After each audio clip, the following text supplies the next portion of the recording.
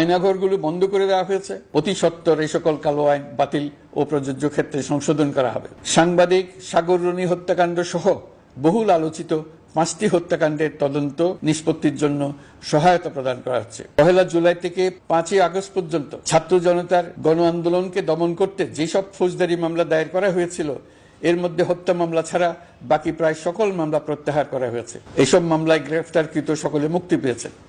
দায়িত্ব গ্রহণের শুরুতেই অন্তর্বর্তীকালীন সরকার বিচার বিভাগের বড় সংস্কারের কাজে হাত দিয়েছে। যোগ্যতম ব্যক্তিকে প্রধান বিচারপতি নিয়োগ দেওয়াতে মানুষের মনে নতুন আশার সঞ্চার হয়েছে।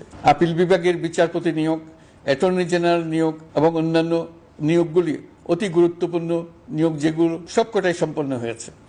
সন্ত্রাস দমন আইন ও ডিজিটাল সাইবার নিরাপত্তা আইনে দায়েরকৃত মিথ্যা হয়রানিমূলক মামলাগুলো প্রত্যাহার করা হচ্ছে। সাইবার নিরাপত্তা আইন সহ